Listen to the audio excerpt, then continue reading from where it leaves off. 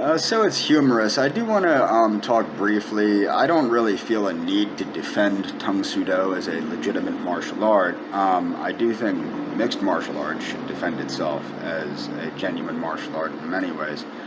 Not all mixed martial artists. I have friends that are mixed martial artists. Many of them have a foundation in Tang Soo Do. Okay, but what I want to point out is there is somebody that referred to Tang Soo Do as, quote, shopping. It's not real martial arts, it's shopping mall karate. Now, number one, I want to explain, I've met some pretty good martial artists that have run schools out of shopping malls. You have to have a physical place to teach your martial art. Whether that, and I've met people that run judo clinics out of shopping malls, that have jiu-jitsu schools out of shopping malls. I've met a lot of different people throughout my years practicing martial arts. Where the school is does not determine what is taught.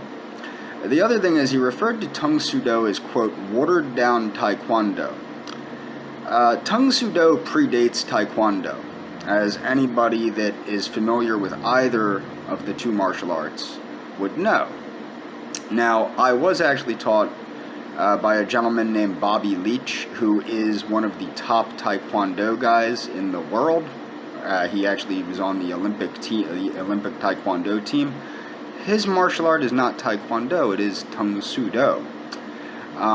But you can still obviously fight in Taekwondo knowing Tang Soo Do, because when you take out all of the harder stuff that comes from the Tang Soo Do, you get Taekwondo. When you take out the eye gouges and the different pressure point techniques and the ways to attack the throat and things like that, after you take all that away, you're left with Taekwondo. What really irks me is mixed martial arts and jiu-jitsu. And I'm not saying that mixed martial artists aren't tough and that people that take jiu-jitsu aren't tough or that they don't know what they're doing.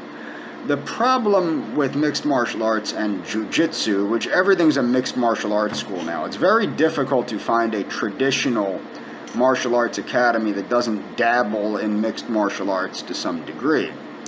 But what mixed martial arts does is it gives these people an undeserved sense of self-confidence in who they are and what they're capable of. I've taught karate, and the best part was he said you didn't teach mercenaries. No, I didn't teach mercenaries how to be mercenaries. That's true. I actually still have some friends that are. I didn't teach them how to be mercenaries. A lot of them were retired Army, primarily retired Army, and a couple retired Navy, what have you, that did. They worked for certain private contractors that were, they're mercenaries. That's what they do. I didn't teach them how to be mercenaries. The military taught them how to do that. I taught them how to fight. Now, what you need to understand about martial arts is this. Traditional martial arts, and now MMA, draw a lot of people to them.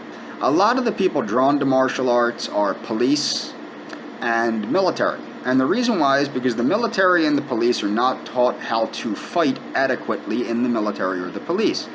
And this surprises a lot of people. And it's not that they're not, like in the military, it's not that they're not taught adequate techniques. They're not taught an adequate volume of instruction. They're not taught it long enough, they're not taught it regularly enough, they're not taught it enough to get comfortable with it. It's not done long enough. Okay, and I know this because I've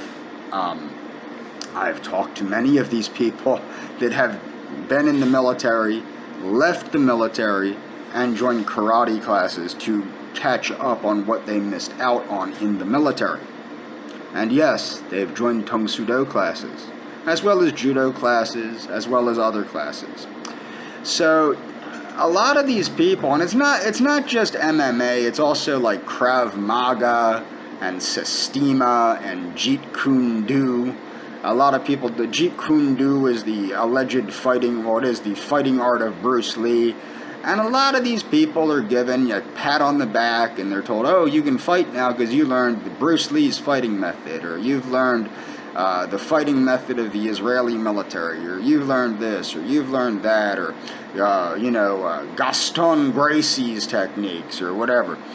And this is what people learn. And I'm not saying the Gracie family aren't good at what they do, but what I'm saying is a lot of what has happened is that this new culture of martial arts has attracted a lot of dumb meatheads that think they're a lot better than they are at other things, and will be critical of other martial arts styles simply because they think they know things that they don't, or they think that they have the one martial art.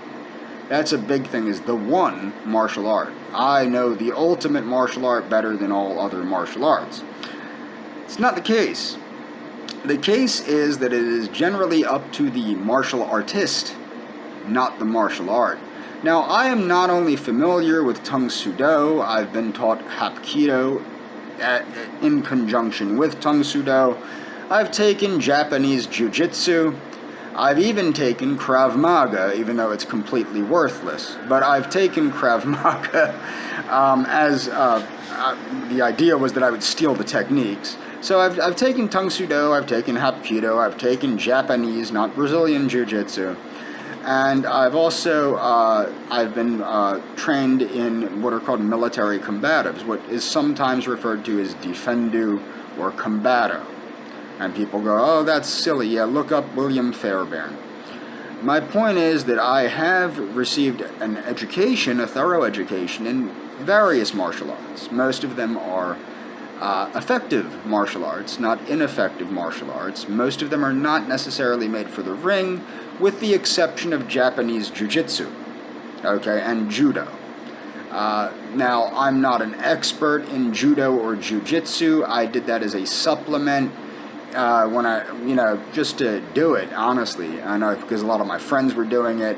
And I've also, I've done grappling with what's called Greco-Roman wrestling with a couple friends of mine for a short while. Not any time that I would call myself good at it, but I was as good at it as they were, as far as the grappling part is concerned. Not necessarily the techniques themselves, but I could submit people and things of that nature.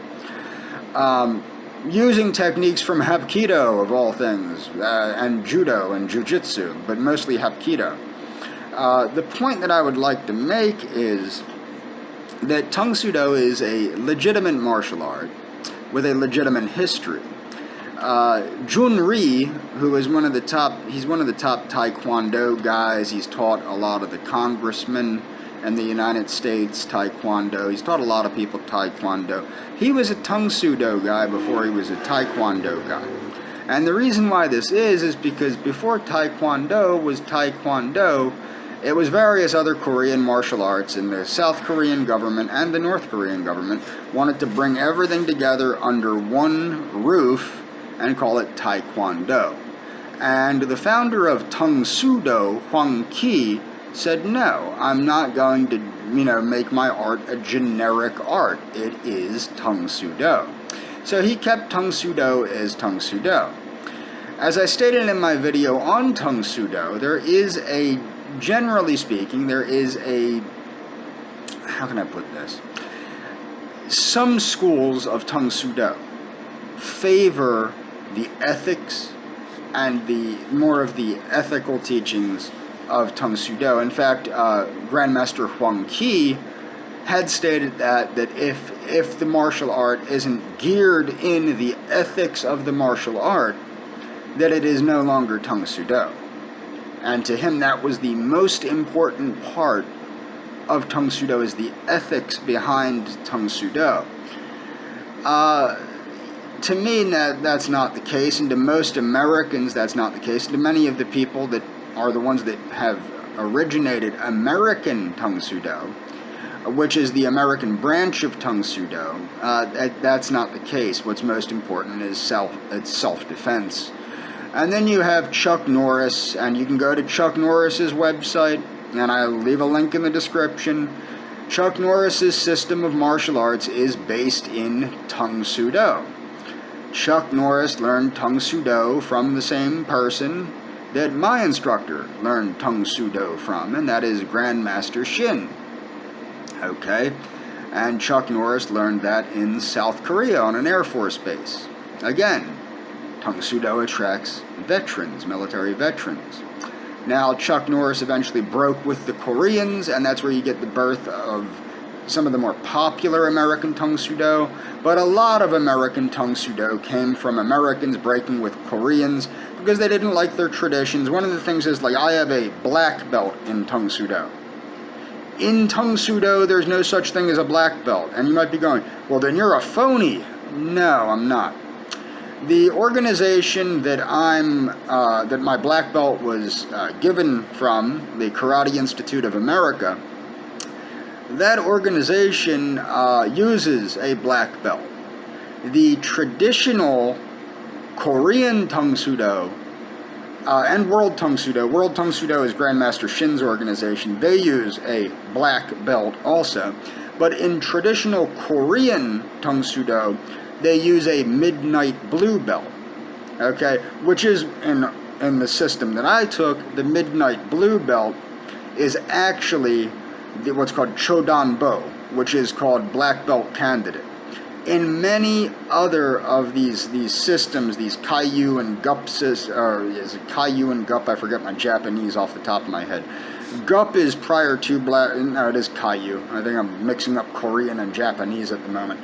But the thing is, the ranking system, which was popularized by Jigoro Kano, the founder of Judo, and then Gichin Funakoshi accepted it in Okinawan karate and Shotokan karate, and then various other martial arts adopted this colored belt ranking system. Okay, but it varies greatly from school to school. My school happens to use a black belt, and we use a midnight blue belt for black belt candidate. So there's not, how it works is, in traditional karate, you, generally speaking, you have like brown or red belt is what comes before black belt. Okay? So generally that's what you have, is you have brown or red belt. Usually it could be anything, because they don't really matter, because in traditional karate you have a belt. You don't necessarily have a black belt. I mean, you just have a belt, and then some of them utilize a black belt. So why isn't there a black belt in Korean Tang Soo Do?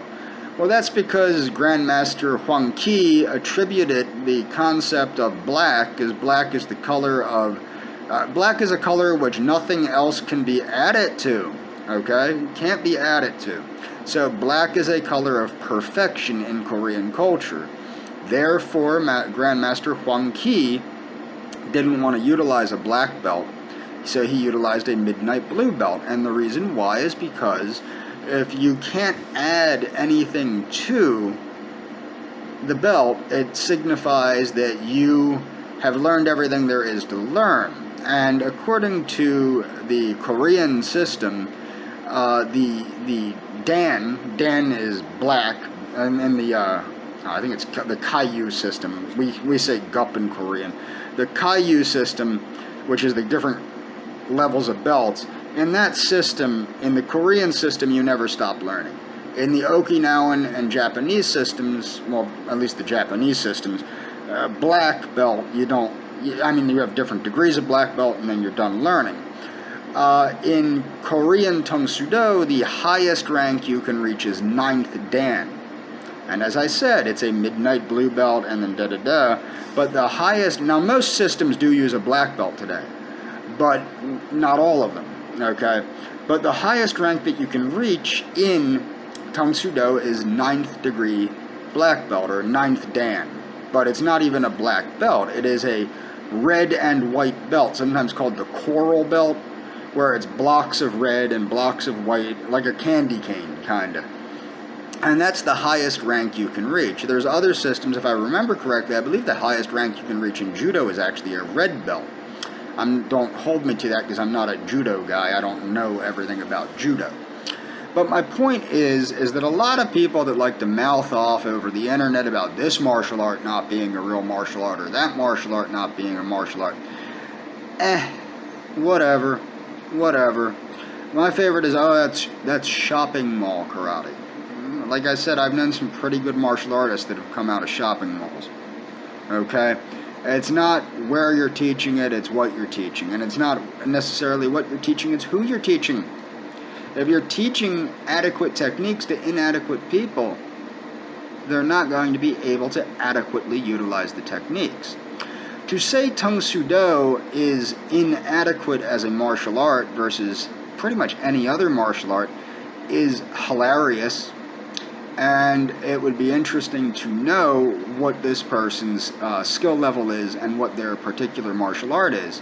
A friend of mine that only did Tang Soo Do wiped the floor with a lot of Muay Thai guys and a lot of American kickboxing guys when he started transitioning from Tang Soo Do into mixed martial arts.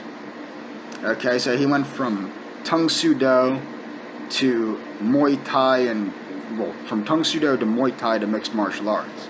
That's not my deal. Why don't I do mixed martial arts? Everybody's like, if you're so badass, why don't you do this? Why don't you do that? I got better things to do than get my brain scrambled. It's just not on the top of my list of things to do. Okay, it's like boxing. I could box. I actually do know how to box quite well. I'm not going to go to a boxing gym, learn boxing, and then go boxing. Why? Because, you know, I got better things to do than go when I'm 70. It's just not on my to-do list. I don't want to have severe brain damage. Okay? And I've taken quite a few wall-ups at karate, and getting kicked in the head, punched in the head, everything else. But the thing is, that's an irregular basis. With boxing, there was a boxer. Now boxing is light. That's light compared to mixed martial arts. Okay?